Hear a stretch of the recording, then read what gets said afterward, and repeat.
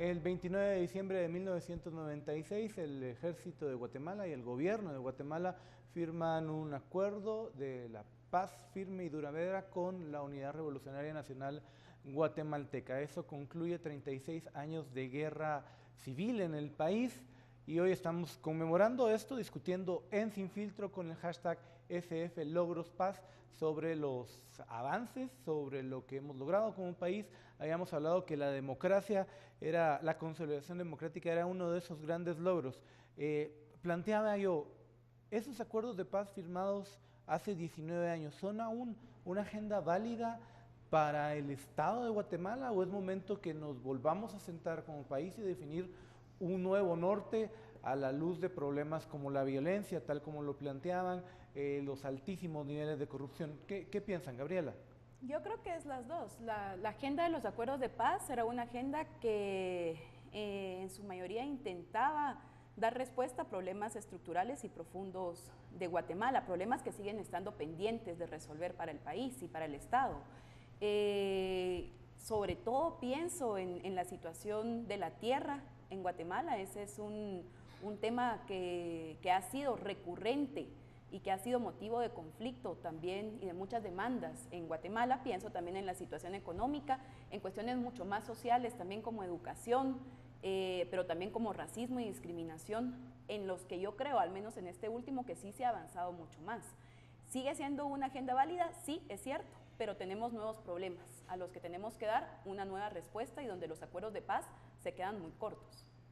Sí, yo diría que como señalar algunos de los problemas que tenía el país todavía están vigentes, ¿ya?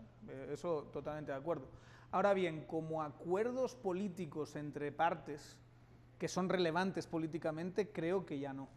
En el sentido en que hace 19 años esto básicamente lo que nos presenta es un acuerdo entre la URNG, un interlocutor de izquierdas, que uno de los objetivos del acuerdo de paz firme y duradera es incorporar legalmente a la ORNG a formar parte de la vida política, social, normal y democrática del país, como pasó en otros países, como pasó con el Partido Comunista en España, como pasó con FMLN en El Salvador, ¿verdad? Eso se hace además con un interlocutor que es el Estado, pero sobre todo entre el Estado el Ejército, ¿verdad? Entonces, cuando uno piensa ahora mismo la relevancia que tiene la URNG como actor político y el Ejército como actor político, yo diría que no, que aquí estamos ante actores políticos nuevos, ha pasado 19 años, ahora mismo gente menor de 19 años es muchísima la que hay en este país.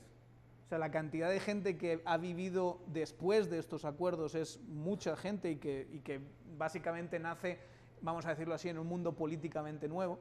Yo creo que sí hay que repensar estos acuerdos y estas agendas nacionales hablando con los actores que son relevantes el día de hoy, no con actores que fueron relevantes en su momento hace 19 años. Era un capítulo que había que cerrar, bueno, pero realmente a mí ahora me dicen URNG y Ejército como actores políticos, yo diría que no son ninguno de los dos tan importantes. Sí, ¿quién debería ser? Porque, por ejemplo... Hay un actor que es importantísimo, no solo el Ejército, sino el Estado de Guatemala, y el Estado de Guatemala tiene responsabilidades aún de cara a los acuerdos de paz, ¿verdad? En ese caso, digamos, hacer valer la Constitución como el derecho a la vida, que muchos de los acuerdos tenían que ver con eso, pero hay un acuerdo también que es importante y que se vivió en los últimos años, y es el de reconciliación. Guatemala sigue siendo una sociedad polarizada por los temas del pasado, ¿verdad? Lo vimos con el juicio a genocidio y lo seguimos viendo hoy por hoy en temas de memoria histórica. El Estado tiene mucho que responder todavía frente a casos como estos.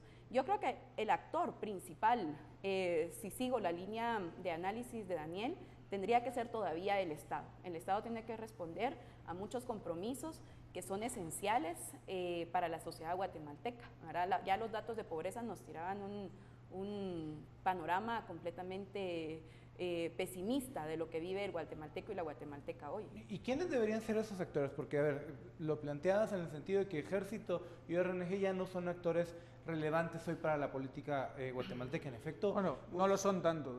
Bueno, URNG tiene tres diputados que acaba de meter para esta elección, algo que es un fenómeno muy curioso. Uno va a ver al FMLN en El Salvador Claro. y ya está haciendo gobierno. Es fascinante. Esto sí es para tesis doctorales y demás, y yo creo que es un tema de investigación fascinante. Es porque la URNG no juega un papel más importante después de los acuerdos de paz, ¿verdad? Como no juega un papel político. Pero yo también me centraría en el otro actor, que es el ejército. Uno de los objetivos, y era un objetivo perfectamente loable y que bien que se ha intentado cumplir, es de hacer que el sistema de seguridad sea un sistema civil, no que sea un sistema militar, ¿no? Y entonces en ese proceso sí hubo, vamos a decirlo así, un éxito en reducir al ejército y la importancia del ejército dentro del ámbito de seguridad. Lo que no se consiguió tanto es crear una Policía Nacional Civil que pudiese sustituir el papel de ese ejército.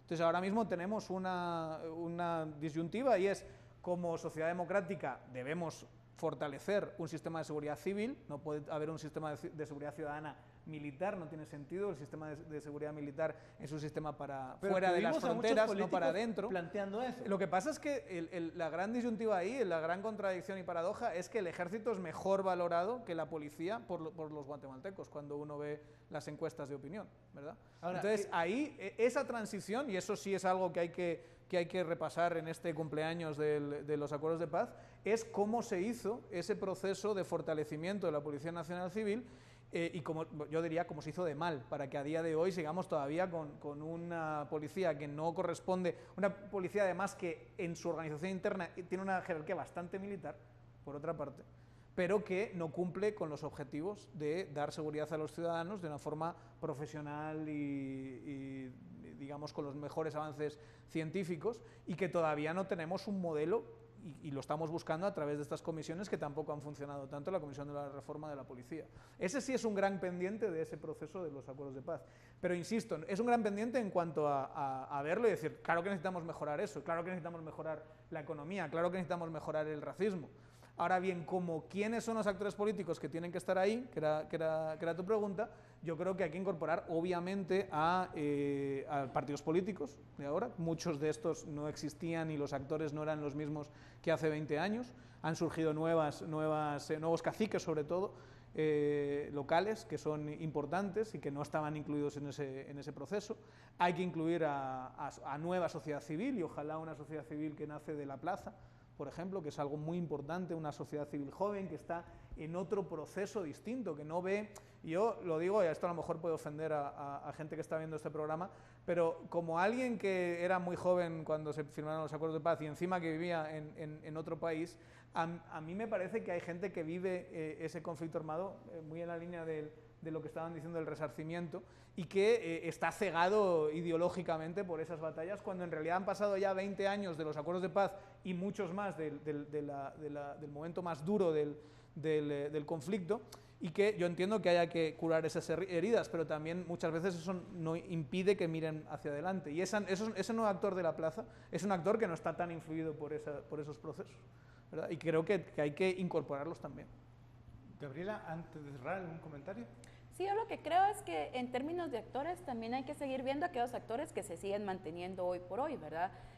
Hay una élite guatemalteca también que tiene un papel importante en los problemas del país, y ahí hay que desenmarañar todavía más, ¿verdad? Es cierto que hay nuevos actores, pero hay actores que nunca van a dejar de ser parte de un análisis cuando hablamos de acuerdos. Es decir, cuando hablamos, por ejemplo, de partidos políticos, ya han habido acuerdos de varios partidos políticos, sobre todo alrededor de varias elecciones, y eso tampoco ha dado pie a transformaciones, ¿verdad? Los acuerdos de paz lo que sí tenían era eso, era que tenían el peso de una agenda política en que dejamos simple y sencillamente perder el tiempo, ¿verdad? Como bien lo demostró los cambios constitucionales que no se aprobaron en el 99 también. Una agenda política que creo que es bastante importante que sigamos discutiendo. Recuerda, estamos en Sin Filtro, #SFLogrosPaz.